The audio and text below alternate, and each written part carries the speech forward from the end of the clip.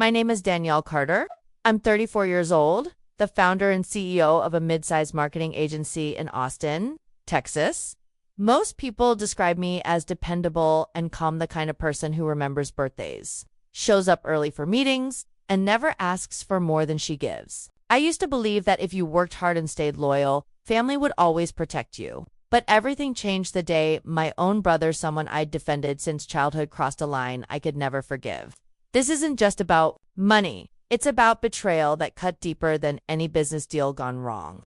Before we get into it, if you're into raw emotional stories that don't sugarcoat the truth, please like, subscribe, and hit the bell icon. It helps more than you know. Ready? Because once I tell you how $150,000 vanished, you'll understand why I didn't just lose a brother, I buried him from my life for good. My brother stole $150,000 after hacking my laptop, then laughed. Prove it, Ms. CEO. Until the Door is a title that immediately detonates emotional triggers for betrayal, injustice, and poetic revenge.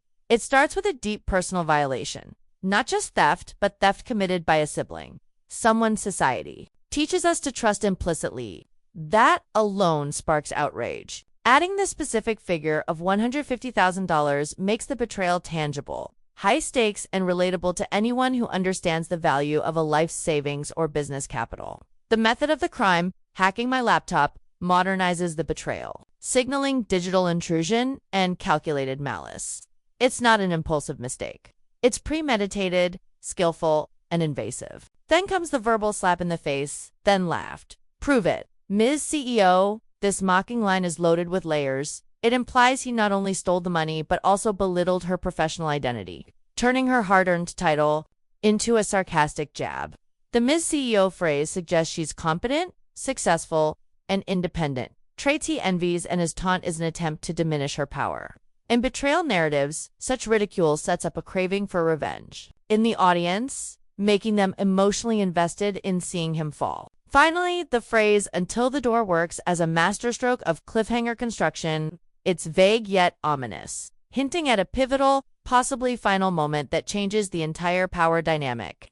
The door could signify confrontation, exile, arrest, or poetic closure. The lack of clarity pulls the viewer into the video to discover its meaning. This title thrives on power inversion. At first, the brother seems untouchable, even arrogant in his crime. But the hint of a reversal until the door promises justice, turning passive viewers into active witnesses eager for the comeuppance. Its pacing, betrayal, humiliation, mystery mirrors the structure of high-retention storytelling. The familial angle makes it intimate, the tech crime makes it modern, and the emotional taunt makes it personal. For YouTube's betrayal drama audience, this combination is irresistible.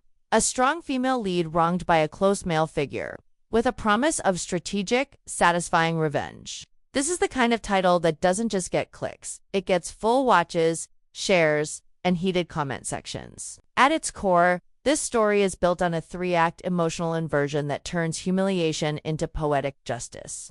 The first act sets the betrayal. The narrator, a driven and disciplined Ms. CEO, discovers that her own brother has hacked into her laptop and siphoned $150,000, money tied not just to business but to her sense of autonomy and security. This is not a random crime. It's layered with sibling rivalry, jealousy, and the bitter satisfaction of undermining her success. Act 2 escalates the emotional wound when he openly mocks her, daring her to prove it while her title as a form of condescension. This act is about the psychological warfare of betrayal. He doesn't just steal her money, he steals her dignity in that moment. The audience, by now fully aligned with her, burns for resolution. Act 3 delivers the reversal hinted at in the title, Until the Door. This is the turning point where the power dynamic flips entirely. The door functions as both a literal and metaphorical threshold. Perhaps it's the door to a courtroom, the door to his own eviction, or the door of opportunity slamming shut on his life. It's the moment where his confidence cracks and the smug laughter dies. The blueprint hinges on contrast, his cocky superiority at the start versus his inevitable loss at the end. Structurally, the story teases both mystery and satisfaction. Mystery in what the door truly means. Satisfaction in watching arrogance meet its match. It leverages betrayal, family drama, tech crime intrigue, and the fantasy of decisive justice to keep the audience engaged from hook to resolution. Every beat is crafted to escalate tension, deepen emotional investment, and make the final act land with both intellectual and emotional impact. The story opens in the quiet hum of the narrator's home office, where she's finalizing a series of reports for investors. As a self-made CEO in her early 30s, she's meticulous about security, strong passwords, encrypted files, multi-factor authentication. But one Monday morning, something feels wrong. Her laptop takes longer than usual to start. Several financial documents are missing. She dismisses it at first as a technical glitch, but a sinking feeling grows when she checks her business account balance. $150,000 is gone.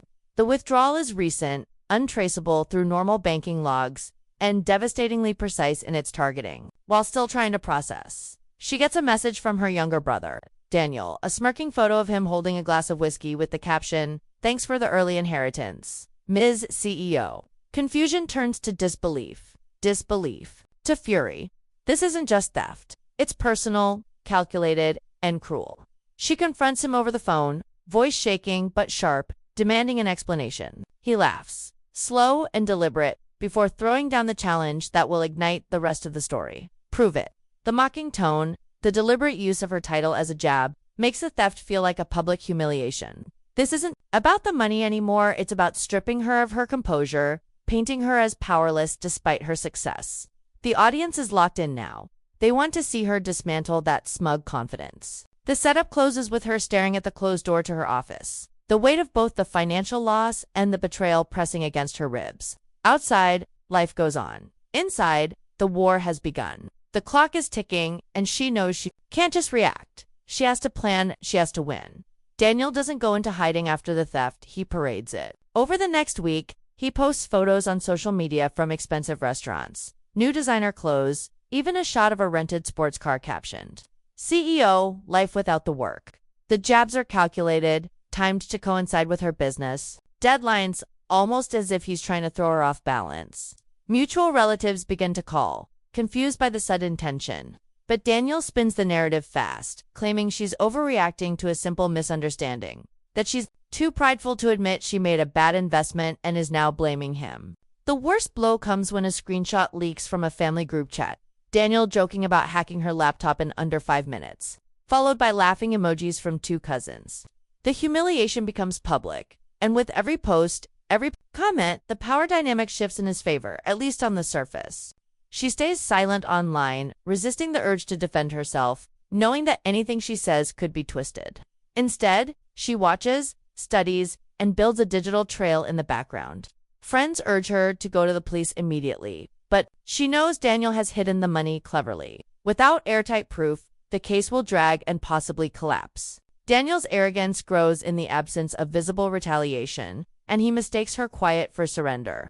But silence, she knows, is the sharpest weapon. It makes the opponent fill the space with their own noise, revealing patterns, mistakes, and weaknesses. While he's busy flaunting his victory, she's already moving her pieces on the board, contacting a trusted cybersecurity expert, tracing IP addresses, and preparing a trap that doesn't just reclaim the money, it shatters his illusion of control. The first crack appears not in Daniel's arrogance, but in his carelessness. While combing through cloud backups, she discovers an audacity folder Daniel didn't know existed, one that contains screenshots of his own desktop during the hack.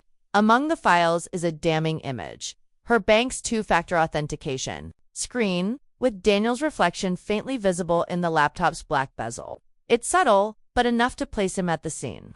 The timestamp matches the day of the theft, down to the minute. Her pulse spikes, not from rage, but from the clarity of leverage. She doesn't confront him immediately. Instead, she sends the file to her cybersecurity expert, who confirms that the image's metadata is intact, proving it hasn't been altered. That's when another gift falls into her lap, an invoice for the sports car rental emailed to her, by mistake because Daniel once used her old business account as a secondary contact. It's paid in cash, withdrawn in exact increments from her stolen funds. She realizes Daniel's biggest weakness isn't greed, it's ego. He wants to be seen spending the money, and that visibility makes him traceable. The revelation shifts the story's balance. She's no longer in the dark, chasing shadows. She has proof fragile but potent, and the means to make it indelible. Instead of tipping her hand, she leans deeper into silence, letting Daniel's performance continue unchecked. Every photo, every caption, every smirk he posts is now not just mockery, it's evidence. The midpoint isn't marked by confrontation, but by a quiet reversal. Daniel thinks the game is his, but in reality, he's already walked into the frame of his own downfall. The door he's laughing behind is starting to close, and he doesn't even hear the hinges craving impact. She knows a quiet legal handoff isn't enough. Daniel would spin the narrative, paint himself as the victim of a corporate sister who couldn't take a joke.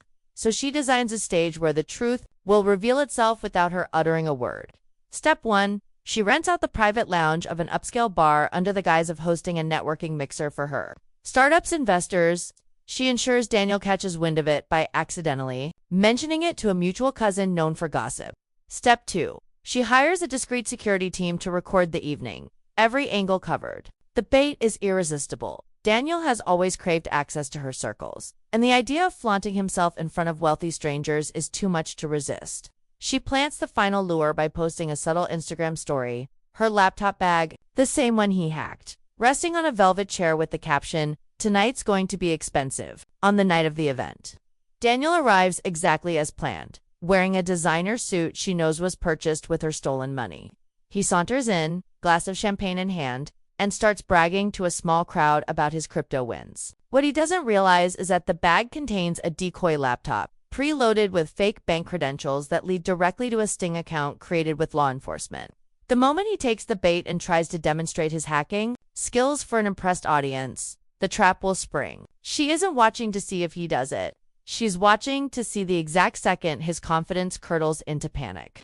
The instant he realizes the applause isn't for him, it's for his downfall. The moment unfolds almost too smoothly. Daniel leans over the decoy laptop, his smirk growing as he types in rapid bursts, narrating to his circle how banks are basically jokes if you know the back door. The room's chatter dims, eyes shifting toward the spectacle, unaware they're watching a live confession. Then, the first ping hits. The Sting account triggers a silent alert, and the security team closes in from both sides. Daniel looks up mid-sentence, expecting admiration, only to be met with two uniformed officers stepping into his light. "Daniel Carter?" one asks, calm but firm. He tries to laugh it off, glancing toward his sister as if she'll play along. But she'll remain still, glass in hand, eyes locked on him with a look colder than any words could deliver. "You're under arrest for unauthorized access to protected systems and theft exceeding $150,000. The officer continues, voice steady. The crowd gasps, phones lift, and Daniel's smirk fractures into disbelief. "This is ridiculous, she set me up," he protests, but his voice cracks, desperation replacing arrogance. She doesn't answer, doesn't need to.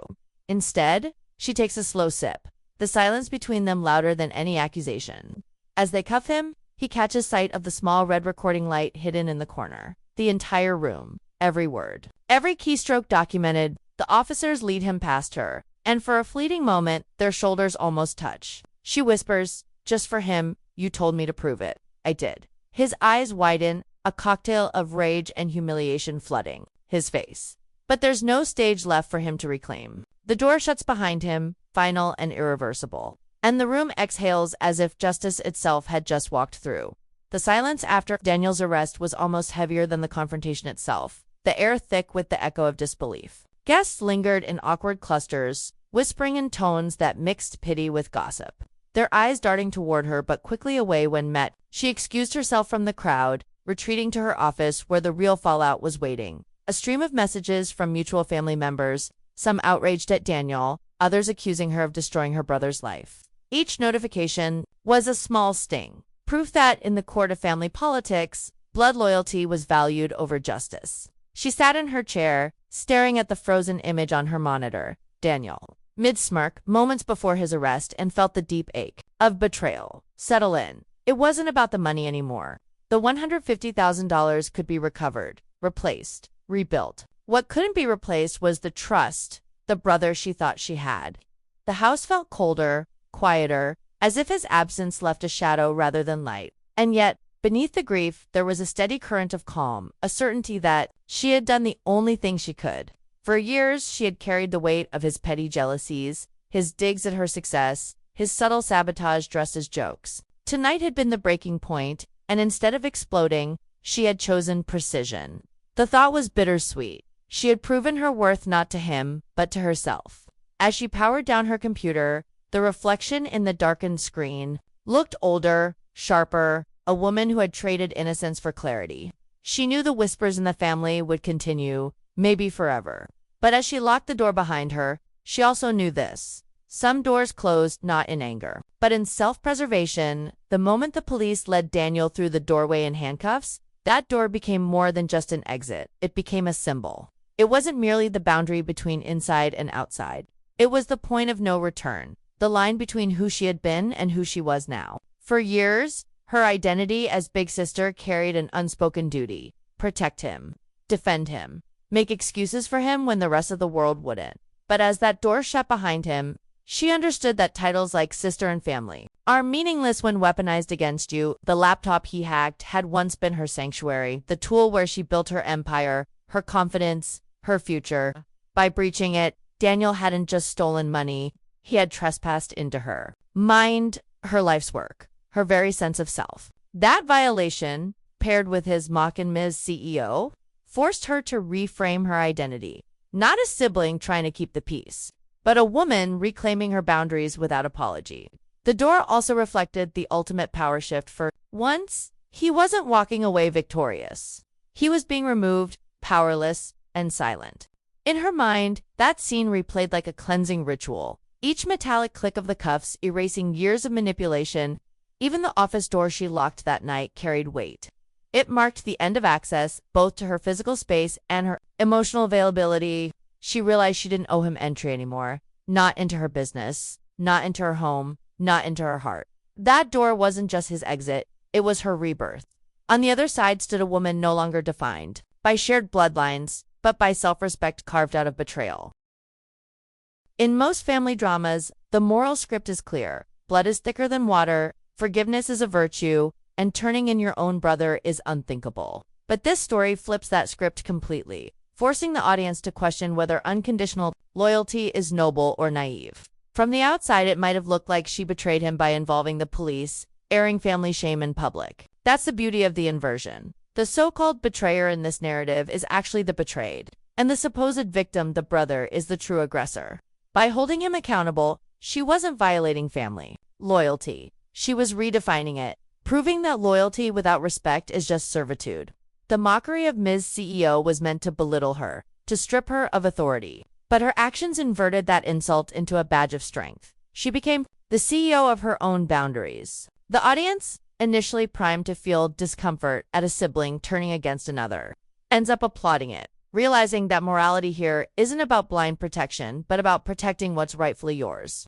The $150,000 theft is more than a number. It's a stand-in for years of taking, undermining, and disrespect. By the end, the inversion is complete. The door that symbolized his expulsion also symbolizes her liberation. The family betrayal becomes an act of self-preservation. And the real moral is that sometimes justice means letting someone you love face consequences you can no longer shield them from. It's uncomfortable, it's messy, and that's why it sticks, because it dares to say the quiet truth out loud. Sometimes the villain wears your last name, and sometimes the hero is the one who locks the door behind them.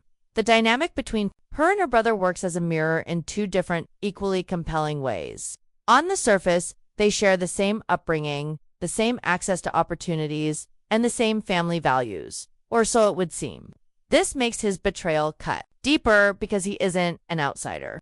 He's a reflection of what she could have been if she'd chosen resentment over resilience. He mirrors her intelligence too. Hacking a laptop isn't the act of a fool, but where she used her skills to build a business, he used his to tear someone else down. This contrast between creation and destruction is the heart of their mirrored relationship. His mocking Ms. CEO was also a distorted reflection. He saw her ambition not as inspiration, but as a challenge to his ego. In another mirror layer, her eventual decision to confront and shut him out reflects his own earlier cruelty when he laughed. Prove it. He closed a figurative door in her face. She, in turn, closed a literal one in his. But while his act was driven by arrogance and malice, hers was driven by necessity and justice. The audience sees that they are alike in capability, but opposite in morality. This mirroring adds depth to the narrative because it blurs the lines. She could have become him if life had broken her differently. And he could have been her if he'd embraced discipline instead of envy. Ultimately, the mirror device makes the audience reflect on their own choices. Which side would they land on if given power?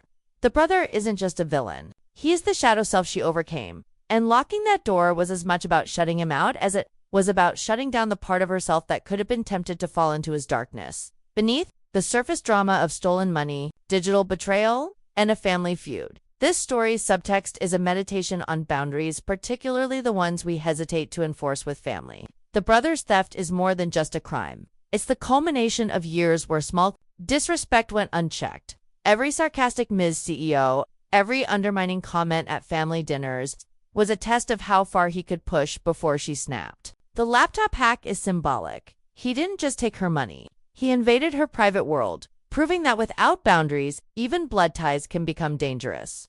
The door in the title isn't just physical. It's the metaphorical barrier she finally builds, not out of spite, but self-preservation. Viewers pick up on the gendered subtext too. As a woman in a position of power, she's expected to be the bigger person, to forgive in the name of family unity, even when that forgiveness costs her safety and sanity. By refusing to play that role, she delivers a quiet but powerful message that protecting your hard-earned success and peace is not cruelty, it's survival. There's also an underlying commentary on envy, how proximity to someone's success can breed resentment instead of inspiration. The brother could have learned from her, partnered with her, even benefited from her rise. Instead, he chose destruction. A reminder that not everyone wants to see you win, even if they share your last name. In the end, the subtext assures the audience that justice doesn't always have to be public or loud. Sometimes it's as simple as closing a door, walking away, and never looking back. That silence can echo louder than any confrontation, leaving the betrayer to face the emptiness they created.